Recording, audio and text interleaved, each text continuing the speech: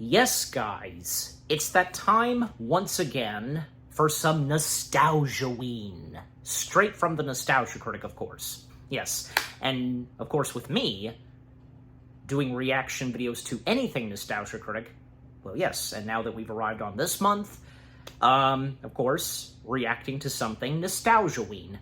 And the first nostalgia-ween video that I am now about to react to, and I've been meaning to plan on reacting to this for a while, especially on account that, yeah, what better perfect time than to do it now, you know, nostalgia-ween and such, Halloween, October, etc. Yes, the Nostalgia Critic's review of Hannibal. Yes, from 2001, and directed by the, visionary, talented filmmaker himself, Ridley Scott. Yep. Now, yeah, say what you will about Hannibal, because, well, I, of course, did my review on Hannibal, if you want to go check it out, but, no, I seem to recall that I really did like, Hannibal. And to me, because, man, and with what I said in my review, because, yeah, it did, because it really felt like a long movie. It was. I mean, yeah, because it was 2 hours, but, man, just, like, with how long it was during that on that 2-hour runtime the movie has, I'm just saying, but, But at the same time, I thought it was very interesting, and with its characters, and the more we get of Sir Anthony Hopkins as Hannibal, of course, and with the addition of newcomers in the world of Silence of the Lambs, Julianne Moore, whom takes over the role of Clarice, I think that, Julianne Moore was acceptable.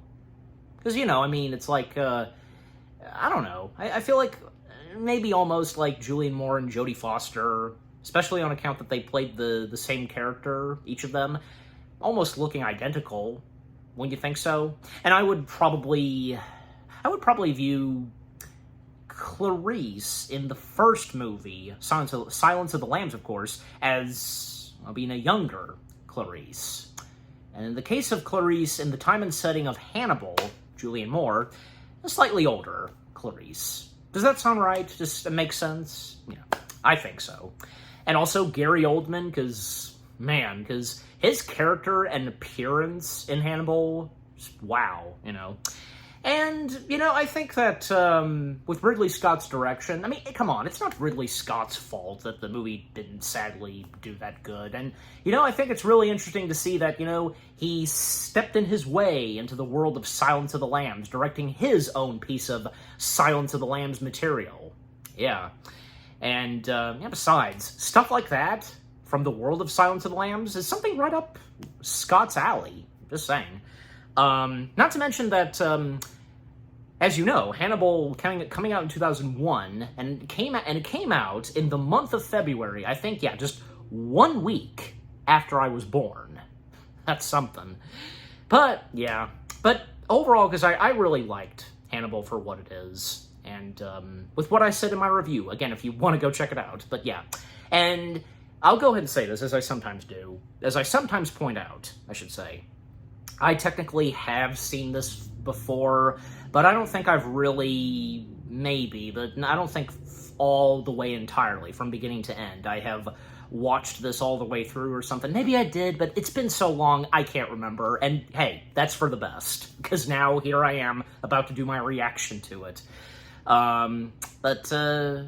Yeah, just overall, I have no doubt, of course, that, well, in the case of Nostalgia Critic, he probably won't have anything positive to say. I do seem to recall on that he did not have anything positive to say. But, yeah, just overall, there's no doubt, of course, that, this is going to be a funny Nostalgia Critic video. And not to mention, yes, I've known this, that there are some skits where, like, Nostalgia Critic finding himself in the same, like, jail cell, that same, like, kind of jail place where Hannibal resided at, so that's great. And not to mention, I do remember, of course, the tease at the end of this review. Do you know what it is? If you remember, I'm sure you do. By the way, if you noticed, like, yeah, there was a quick jump cut. I just adjusted the camera just slightly, that's all it was, but all right. But hopefully that will be the last jump cut I'll do. But maybe not, because Yeah, I never know what's gonna happen if I slip up a word or something, you know what I mean? Just do bad stuttering. I mean, we've all been there, but I'm just simply saying. Besides, since I mostly edit these videos as we all do, like, you know, it's easy to cut and know exactly where to go from there, etc. Yeah, okay. Anyways, so let's dive right into the Nostalgia Critic video itself, shall we? The first Nostalgia-ween video for me to react to this month. Here we go. In 3, 2, 1, let's go. This episode brought to you by Stamps.com. Why go to the store to get stamps when you can have them printed right at home for your convenience? That's better. By the way, Universal? Yeah, because this is a Universal film. 1991, Silence of the Lambs is released in theaters. It shocks audiences and delights critics. Remind me what this is a parody of, the intro. Including Best Picture, Best Actress, and Best Actor for Anthony Hopkins' chilling portrayal as a new form of movie monster, Hannibal the Cannibal. 10 years later, a sequel is released, this time with the director of Alien attached. It hyped up audiences, excited horror fans, and afterwards got people asking, "You okay, Ridley Scott? You okay?" So how can a sequel so bent for success turn out an unscrubbed, hustling rube with no taste? Nah. Perhaps you can help us solve an unsolved enigma. I'm Nostalgia Stack, and welcome to Nostalgia-ween. So, like I said, remind me what this intro is a parody of. I know, but I can't remember exactly.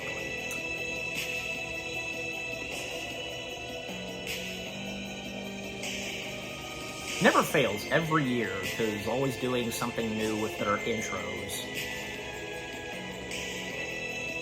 For Nostalgia-ween, that is. I wish they'd do some for Christmas. Technically, they kind of, but not fully. Mostly Halloween. I mean, because, you know, Nostalgia Critic always wearing special jackets during Halloween and Christmas, as we know. Thank you so much for allowing me into your asylum, Benny. Well, I only hold on to the crazies I think can still be saved. Is he faring any better? He's a complicated man, lost in his own world, but he carries a lot of insight. Perhaps a familiar face can help bring him back to us. You are his taste, so to speak. Oh, well, I'll see what I can do. Through that door, the very last cell. Stay to the right. Oh, it's a good thing you said that, because I was going to hug the wall with all the crazy people on it. You have no idea how many people make that mistake. See? Because, I don't get it. This should have been a hit. I can smell your chart. get away, guys, because, yeah, you deserve to be in there. Fine. Everything's fine. We got everything under control. Everything's fine. And guess what? We just changed the algorithm again. Good luck trying to figure that one out. Understandable being thrown in there. Ah, and here he comes. Yep. Good morning. Hey, Critic! Hey, I was wondering if you knew. Wondering if I knew why Silence of the Lambs was such a masterpiece and its sequel Hannibal such a turd. Okay, I guess we can talk about that. They locked me in here because of my views, you know. Seen as too unconventional. Too dangerous. Well, you did make fun of the Aladdin remake. What? Naomi Scott is a treasure. An okay singer, though. Oh my God! How can you say that she's a treasure? She was It's just his opinion. Come on. Subject, let's talk about Hannibal. Yeah, let's just get straight to it. The highest grossing of the Thomas Harris movie series, Hannibal had a lot of hype when it first came out. It was everywhere. People were psyched to see their favorite elegant cannibal return to the big screen. The reactions afterwards, though, were less than stellar, with critics not giving it the best reviews and a lot of people acknowledging something just felt off about it. But it was hard to point out what it was. It seemed to have the same chills, the same gore, the same weirdness that drew so many people to its predecessor. So why was this strangeness not as well accepted as the previous strangeness? Yeah, I never really figured that out either. And you want to see if I can help you solve the mystery. If it gives you something to do. You see, Ridley Scott is trying to test me, so I ate his script for Gladiator 2. That's gonna be a thing? Totally is, look it up, with some It fava is. beans. And whatever wine he recommended in that movie The Goodyear that nobody saw, and I didn't see either, because you know it's The Goodyear. Who the hell saw The Goodyear? How did Doug feel about Gladiator 2? Not to mention, a third movie's on the way? Yep. Too much. He stopped and he had It's your time, man. There's a lot of movie to cover. Good point. This is Hannibal. That could be the thumbnail. We see Nurse Barney from the first film talking Possibly. with a dying Spock. Oh, I mean one of Lecter's victims named Mason, played by Gary Oldman. Or was it the Eraserhead baby grown up? So, Clarice Starling and Hannibal Lecter became... The makeup on him is I guess creepy, we're supposed to but yet fear awesome. / feel sorry for him, but his voice is so goofy, he keeps coming across as a Jim Carrey character. When the fox hears the rabbit scream, he comes a-running. 5 o'clock, solve world hunger. Wow. No I'm not American sure. Distance most conspicuous features. I'll swing by for a minute. Allow them to envy me. Let's say it with a respect it deserves. It's not a dress, it's a kilt. We cut to a pigeon magic eye, which doesn't serve the plot at all, but this is when Ridley Scott stopped being an artist and turned into an artiste. We see Clarice Starling, played this time by Julianne Moore, because Jodie Foster basically said this movie was stupid. Fair. Come but on, we some of did this. his later films getting that ready came to out take are on a drug raid. they were okay. They weren't bad. I liked them. I'm here because I know Velda Drumgo. Here for the drugs and weapons. You're here Julianne because our Moore. mayor wants to appear tough on drugs. Now I'm here to give you that scene where the spunky new cop takes control from the stubborn old cop. I expect this to go smoothly. You got a smart mouth, lady. He's upset? Name me one other movie where that happened. Wow, we are behind on this. Clarice sees one of the criminals is holding a baby, and she orders them to back down. But Officer Stubby Pants goes ahead anyway, and there's a big shootout. The lady with the baby shoots Clarice with an Uzi, but she manages to take her down without hitting the kid. Damn, even after being shot, she still nailed her. Holy smoke, she should get a medal, man. The woman had a baby in her arms. Is that how you define good judgment? And I'm a critic. I received myself for it. To quote Fargo, Huh? yeah, her name is disgraced all over the papers. Even on the front page, it says she shot a woman holding a baby. Well, And an Uzi. With bullets flying out of them. yeah. Half of them in you. Am I missing something? Yeah, nobody's gonna... I mean, I know nobody it's cares not about what that protocol woman and it's did. technically wrong, but from a writing standpoint, wouldn't it make sense to disgrace Clarice over a bigger mistake? Like, maybe the lady was unarmed, or Clarice said go ahead with the raid instead of the other guy. Something everyone would be like, holy smokes, I can't believe she did that. Here, she fires in self-defense with bullets already hitting her, and she nails the shooter, saving the baby. Honestly, I feel like if most people heard baby saved from crime lord unharmed, this wouldn't be a front page smear piece. Unless I'm missing something, which I totally could be, I feel like most people would be like, holy shit, Clarice is RoboCop. No, I mean, this is traumatizing in this totally realistic movie where the action scenes aren't cliched and there's fruit carts and people eat other people's... Yeah, we'll get to that.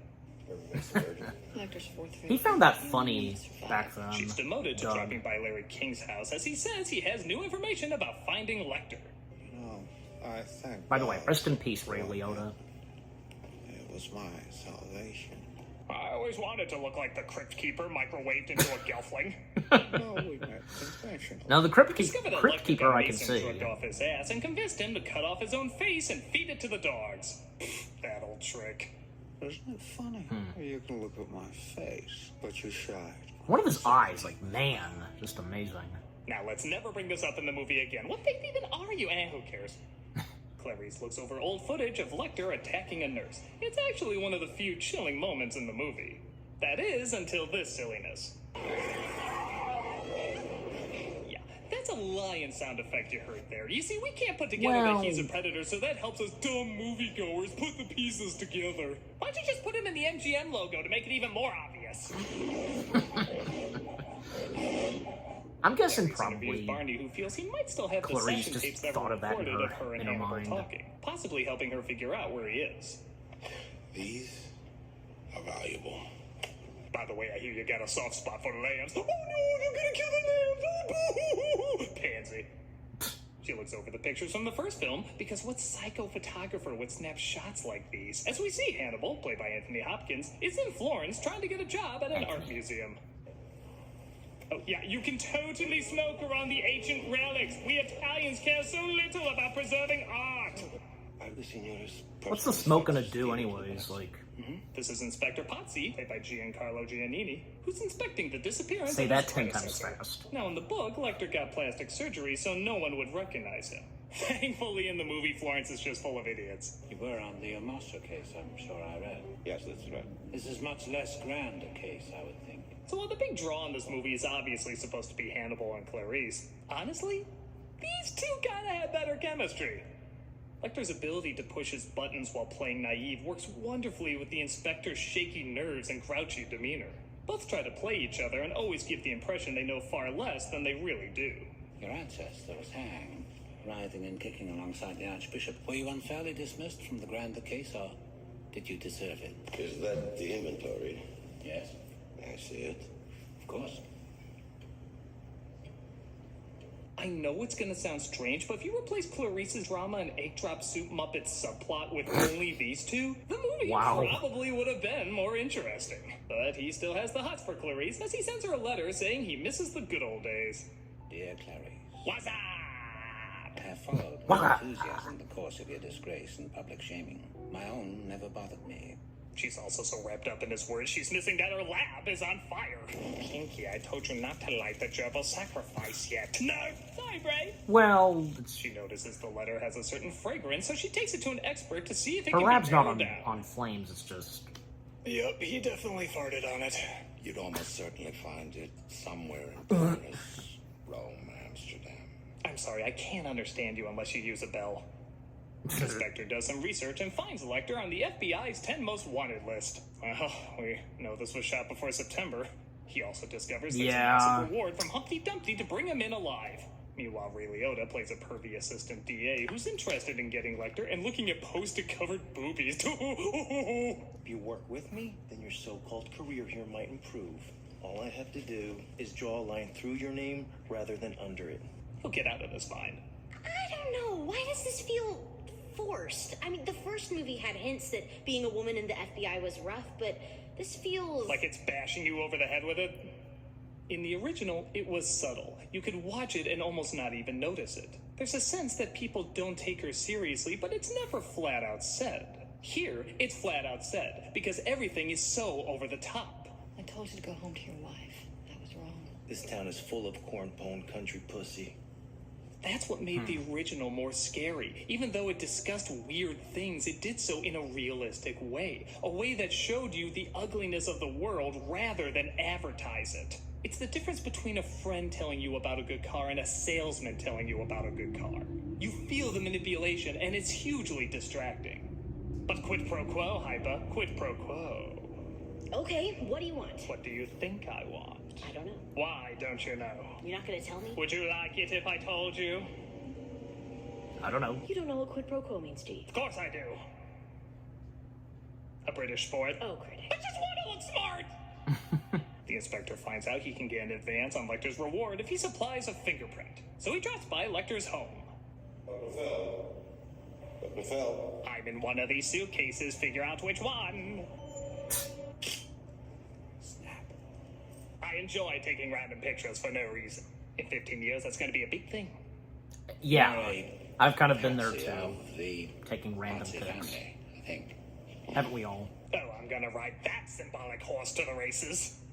He says his heater is broken, so he puts on some gloves, while leaving his bare feet completely out. People don't always tell you what they're thinking. It just sees what you don't. Advance in life. Again, something about this doesn't feel right. A scene like this in the first one was so creepy, but here, it's just not. Well, that's because the first one knew how to shoot Lecter. This guy was in his mid-50s. Not exactly the scariest of threats, but the film knew to keep the lighting from above, rarely have him next to anyone else so you can't get an idea of how big he is, and always have him in dark, confining environments so you're always aware you're dealing with a psychopath. Here you can see he's a pudgy little old man in his 60s, because he's shot like everyone else. Once in a while you'll get a creepy shot, but it's often ruined by a little thing like, oh, I don't know, having him in his PJs barefoot? Oh, and saying lines like this doesn't help. Okie dokie.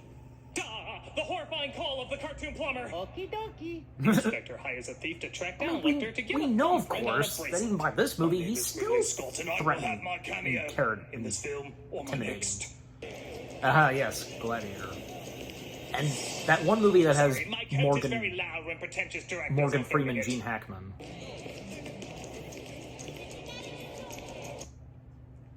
quote sideways.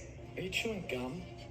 Yeah, another word of advice. Hannibal's not very scary when he looks like a cow munching grass. So I said, fava beans and a nice Chianti. Sorry, it's a lot creepier when I don't have publicists. Lecter stabs the guy, and he's weirdly almost happy about it. Tried to hit me in the balls, but he missed.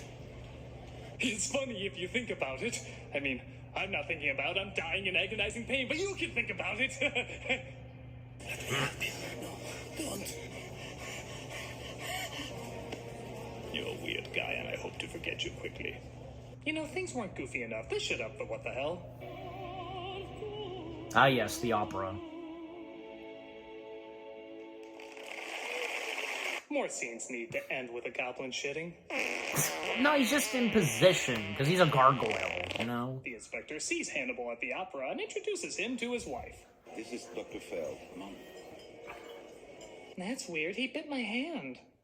Meanwhile, Clarice continues her search for Hannibal because there's not enough of her just staring at shit in her office when she finally sees him on a security camera.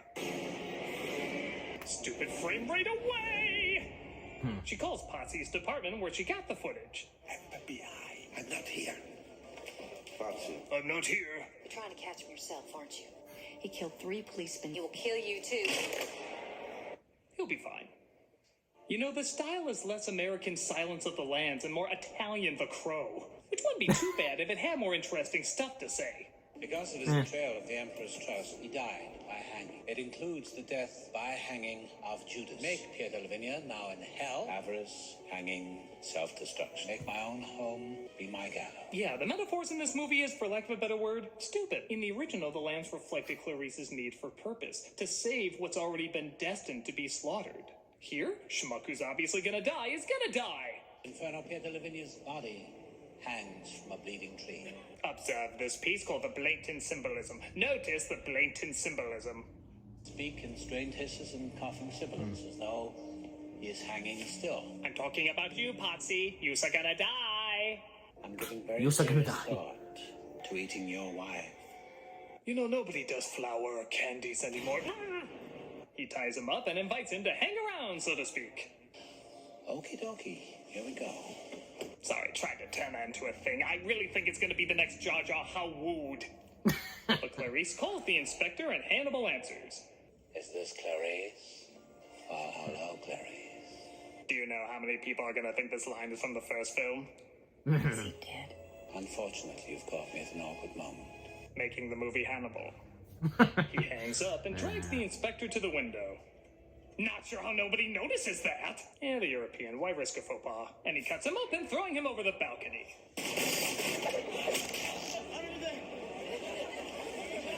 Next, on our point at horrific things and laugh tour, D-Day. Emotionally crippled children. Goldfinch's box office. Ouch. Wait, I'm confused. This is the middle of the movie, and there's been very little interaction between Hannibal and Clarice. And the guy he's had the most interaction with is dead! Maybe it's like Heat, where even though they barely talk to each other, there's a connection through how much they watch one another. Except he doesn't watch her. He barely even mentions her the more I think about it. He sent one letter, and that's it. I can see why him and the inspector had more chemistry, because they're in a situation where they can have chemistry. But now we get to movie number 2. Number 2? Yes, the second half has nothing to do with Florence. The inspector is never brought up again. Honestly, you could cut almost everything from Italy and it wouldn't impact the story at all. Then why did we watch it? Because art, fancy clothes, poetic performers, farting demons. This is the new deep Ridley Scott we've all had to get accustomed to. My God, did we really think that this guy was going to bring dignity back to Alien? Well, he did so well with Robin Hood. Did he? I've seen Robin Hood, and I didn't think it was that bad either. I mean, is it me, or is it me, or people, like, I don't know. After Gladiator, he lost his touch? I don't know. I don't think so. Because I think, the later films that Ridley Scott did, they didn't turn out bad at all. Okay. So, sponsor, which means Stamps.com, skip that. So, alright, so timeout. So anything for me to mention, because Yeah, I don't know, because, I mean, like what Doug just brought up, Heat, because that's a good example, and I'm sure for any of you that have seen Heat, maybe you'd think so too, because, I mean, I'm just saying, because with what Doug said, and these characters that don't really have that much chemistry, but they would later on, but especially in the case of Hannibal, yeah. But, you know, I just, overall for me, because I didn't think it was that bad. You know, I mean, it's like, who's to say that Hannibal, I mean, here's the thing, were people really expecting to see Hannibal be the exact same thing like what Silence of the Lambs was? Well, of course not. I mean, you know, just sadly, Hannibal just had bad luck. And, you know, and like I said earlier, by now, and because of the first Silence of the Lambs film, we knew, of course, and when we would see the return of Anthony Hopkins as the character, well, of course, we know who he is. We know what he's like. So what? Moments that he has in Hannibal, where they don't seem that threatening or anything like that, I mean, we know at some point he's going to do something threatening. And he did. And with what else he would be doing later on in this movie, and when Doug gets to it. And by the way, because I brought this up earlier because I recall that Doug found it funny because of what happens to Ray Liotta's character. Hannibal goes for his brains. Because, like, in an old Nostalgia Critic Top 11 video, when he put Hannibal Lecter in there, because, then he brought up what was in Hannibal, with Hannibal eating the brains, and just found that funny. Okay. And, you know, back when that video came out, it was totally fine to show brains, but with this, his review of the movie itself, Hannibal, nope, had to censor it. Good God. Yeah. And, okay, I guess good God, because, sometimes the censorship on, I've seen it in a handful of movie reactions. Some shots with blood and all that, they're censored. Come on, because they're not that bad. I don't know. I'm just simply saying. Maybe you guys would probably think so, too. Or here's another thing. It's good God. And when I did my reaction to Nostalgia Critic's review of Dial of Destiny, good God, did they have to go that far? Did YouTube have to go far with this? And with what happened in the review of Dial of Destiny, censoring the word Nazi? That's just baffling. Yeah. Anyways. But just overall, because since we're now up to 21 minutes in this, with what all Doug has had to say, like I said, because clearly nothing positive for him to say. Just a few, because there are a few good things to come from Hannibal, but sadly not enough. And just overall, because Hannibal itself just had bad luck. That's all there is to it. But for me personally, like I said, I enjoyed it, and I'm sure the same would go for some of you. Alright, so that's pretty much all I've got to say. But until after this video's done. Okay, so here we go. Time back in. That's because where I paused it and when I... Okay, back to it. So we see Mason wearing Hannibal's mask. Your guessing is as good as mine. As he plans to continue Clarice's downward career by framing her, making it look like she kept a letter from Hannibal, supposedly sent to her. I don't understand why she didn't turn this over. Lecter didn't write it. He didn't write it because I did. Oh! Remember when we weren't all cartoons? She's put on administrative leave as Hannibal breaks into the assistant DA's home. Hello, dog. I was giving very serious thought to eating your wife. Let me just leave my prints everywhere here. Let me go steal some stuff where I'll also leave my prints everywhere. Let me go right to an FBI agent's home where I'll also leave... Oh, you know the drill by now. I used to be a criminal mastermind. Look at this. He's right in her home. This should be terrifying. But you don't even see his face, and she's asleep. So what creep factor or insight are we supposed to get out of this? Even when they do still is talk, creepy. he just sends her on this scavenger hunt. I like to watch you as we speak, with your eyes open. It pleases me. You have very shapely feet. Hot. They're weak and creepy still. Believe in nothing. Dr. Lecter? Dr. Lecter? It keeps constantly cutting as if the suspense should be where Lecter is. But it shows where he is and what he looks like. An old man from the 90s who said, I want to look cool this morning, and then stopped halfway because he was too tired. You're not even listening that close because the camera's always moving and always cutting away. As if the style and movement is masking that there's very little substance or intrigue here. In the original, it was just their faces, nowhere to hide. No artsy images to put them against to distract you. It was just two interesting people exposing their deepest vulnerabilities. When you think Hannibal Lecter, criminal mastermind, stalking Clarice Starling, do you really think dumpy guy in a t-shirt and baseball hat gifting her shoes? That's not a mastermind, that's internet fanboying 101. But Mason's men find Lecter and knock him out, as Clarice notices. Oh, you're lucky you weren't holding a baby. He's brought to Mason, who has plans for the captured Caped Crusader. I mean captured Lecter. Yes, you wish now. You fed the rest of me. The wheels turn at this moment, Sorry, you who know? are you? And what horrifying fate does Mason have planned for Lecter? A death trap involving giant killer pigs. Because to be fair, sharks with friggin' laser beams on their heads just weren't in season. How will Hannibal get out of this one? Will he be able to survive the silence of the hams? Or will he become the other white meat? Tune in next week. Same lamb time, same lamb channel. Fetting. Clarice Lamb. bursts in to save him while Mason's henchmen try to stop her.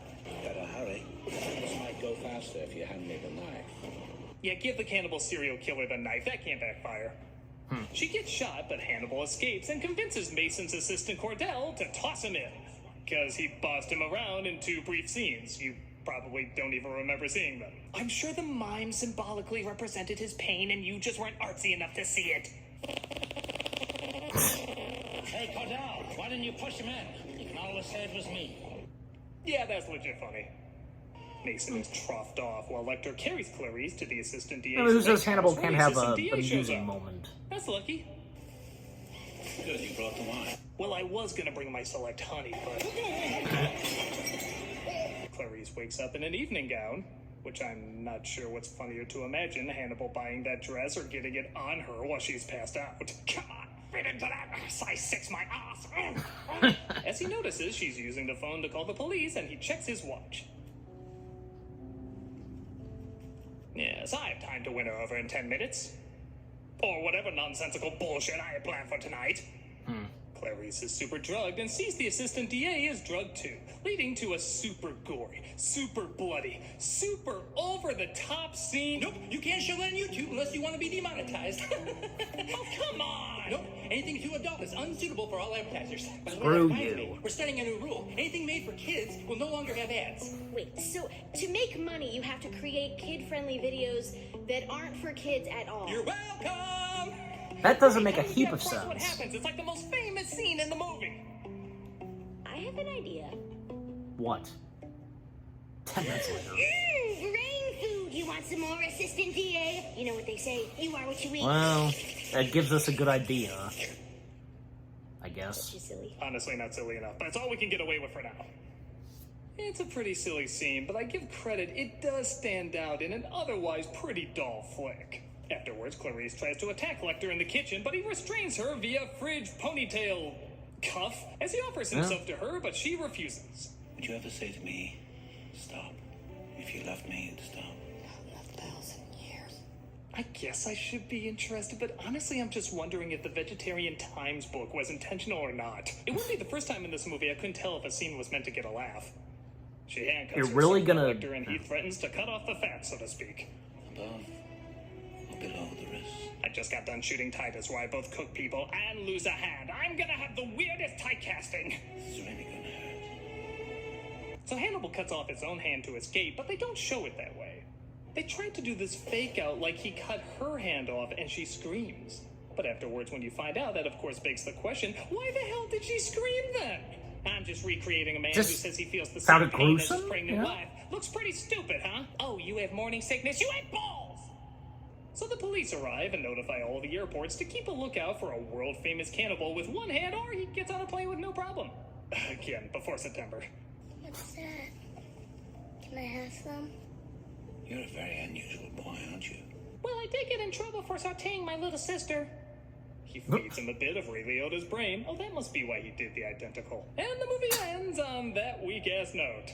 Now, it should be pointed out that in the book, Hannibal tries to drug and brainwash Clarice. Whether or not it really worked, who knows? But 3 years later, they're going on dinner dates to the opera in South America. This is also a really stupid ending, but like the brain scene, you do at least remember it. The ending was changed because Jodie Foster said she didn't like it and wouldn't shoot the film if it was kept that way. So the ending was changed, but Foster still ended up not doing it and instead filmed this record-breaking blockbuster. Yes, there is a good reason you haven't heard of it. I bring this up because everything that happens to Clarice in the movie is building up to this original ending. Her being disgraced, losing all credibility, no longer being able to help or save people. It was amounting to her having nothing worth fighting for, and thus putting up little fight against Lecter. But since that ending didn't happen, most of those scenes are pointless now. Just like a lot of the Florence scenes, the Mason scenes, Porky's Revenge. Nothing new is learned, changed, or evolved about these characters. And bizarrely, when nothing of interest is presented, it doesn't present a very interesting movie. A lot of suspenseful and intriguing stories have emerged from the Thomas Harris book series. Manhunter, Red Dragon, the show Hannibal. So it's clear a lot can be done with these characters. Yes. Here, though, it's a pointless, unfocused, unnecessary cash-in that doesn't know if it wants to be funny or serious and fails at both. Where the original leaves chills and nightmares in people's minds due to its patience and discipline, this one is mostly forgettable due to it surprisingly going over the top without giving us any grounded reality to care about. With the exception of the brain-eating scene and a few moments in Florence, it's a surprisingly boring mess. There's still much that can be explored with these characters, but it's a journey that's not going to be taken here. No, fortunately not. So, Hyper, now you know how a sequel that can have so much built up can deliver so little. Are you satisfied with the answers you've been seeking? Not really. Because the truth is far more disturbing than you thought. No, because that's not why I'm here. I just came to pick up my husband. Oh, that Benny got All me this good. time. Angel Dimple! Hey, Blood Spike. Think those tranquilizer darts are finally wearing off. Well, looks like you're awake enough to go. Yeah, you win this round, but next time you're gonna wake up in my torture chamber. Wait, so I'm not locked in here because of my dangerous mind? No, I locked you up in here because that David S. Pumpkin shit is old. Yeah, seriously, that was even lame when it was popular. I was wearing this before him! Yeah, whatever. Come on, Bone Fist, let's go home. Wait, how'd you get out of your cell? There's no glass there, Critic. Check it out.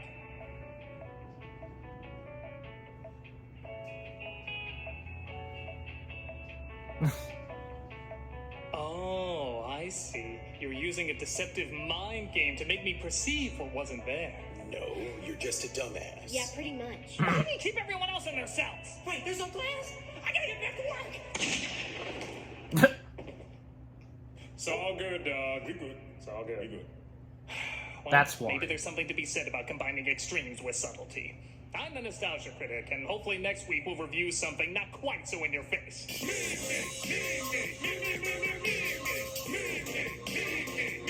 That'll be a thumbnail, maybe.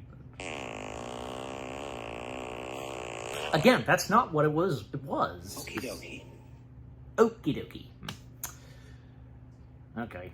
Hey, Doug Walker here for Pause for Ability. Is this... Alright, so the charity shout-out, yeah, this is when... And this was before a lot of it being, say, cameo. Okay.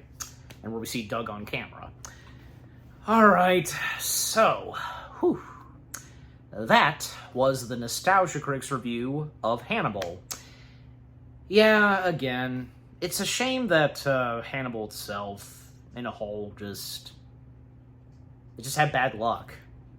That's really all there is that can be said, you know. But at the same time, for those like me, still enjoy it. I liked it. I enjoyed it. And with what I said in my review, and, yeah. I know because a lot of things don't work, a good majority of it, but, you know, but at the same time, there are a few good things to come from this, as Doug, of course, pointed out. And, I don't know, I think that some of the cast members, you know, from, of course, Anthony Hopkins, Julianne Moore, Gary Oldman, the late Ray Liotta, they did all right. It wasn't their fault, you know. And that's baffling, because with Doug explaining about the ending, Jodie Foster would refuse to be a part of Hannibal if the ending wasn't changed, and yet she still didn't do it. Well, couldn't they just go back and do that ending like in the book? I don't know. I mean, hold on a second. Like, I just now realized something, because Jodie Foster would be aware on how the story itself ends, right? Did she just not like that in the book? I guess, but yeah. Yeah. I mean, I don't know, because I don't know, it's hard to tell, like, if the movie would still have not been as that good as if if she still had been a part of it. I don't know. But again, no hard feelings on Julianne Moore, because she did very well. She did very well portraying Clarice. Yeah. Like I said, I viewed Clarice during the timeline of the first movie, and with Jodie Foster just being a younger Clarice. And in the case of Julianne Moore portraying Clarice in Hannibal, because, well, as I recall, yeah, the movie does take place, Hannibal does take place 10 years after the first Silence of the Lambs. So overall, like, yeah, I'd view Clarice in Hannibal, like, being slightly older. So, you know, if that makes sense. Yeah.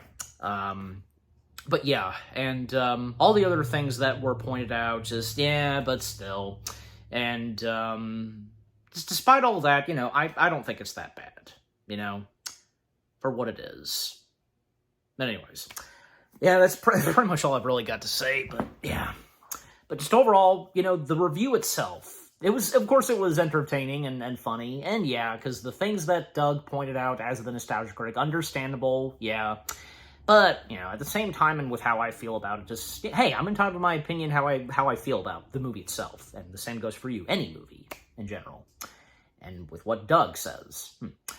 But anyways, and yeah, because here's another thing, because I have to go back and look, because when did David S. Pumpkin step in SNL? Because he just said that he had been wearing that jacket that David S. Pumpkin wears. He wore it before David S. Pumpkin stepped in the picture. So I'll have to go back and look. Maybe you can help me out. You can help me, by all means, you can help out in the comments section, like, when exactly. Just, yeah. But I can still do it myself. But again, by all means, feel free to let me know in the comments section to help out. But, yeah. Yeah, just, and how ridiculous it can be. And, and I just remembered something else, because, yeah, the whole thing of, like, making money, like, doing YouTube videos that are for kids, but not really for kids. Like, that is a big head scratcher. Again, as I said, how does that work? I don't know. I kind of feel like probably something like that did kind of die down. I mean, ever since Copa stepped in, well, I don't think it really lasted that long being that bad. Am I right? Because I have a good feeling, I'm just simply saying, but anyways. Okay, but overall, yeah, the Nostalgia Critics review of Hannibal, it was really good. Yeah, funny, entertaining at the same time. Despite, yeah, the negativity, how he feels and all of you feel about Hannibal, yeah. But again, I've said what I've said. I don't think it's that bad. It's okay, yeah. Okay, so yeah, what about you guys? Yeah, because what did you think of the Nostalgia Critic video itself? With his review of Hannibal. Anything you agree and disagree on? If any of you, like me, like and enjoy Hannibal for what it is, think it's okay? Any favorite moments to come from the movie itself? And on account of his review, because, yeah, did you get some good laughs and such? Because, yeah, you saw my reaction. There were some pretty good ones.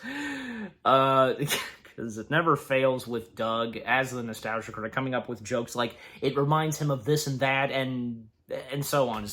Yeah, he's so good at that.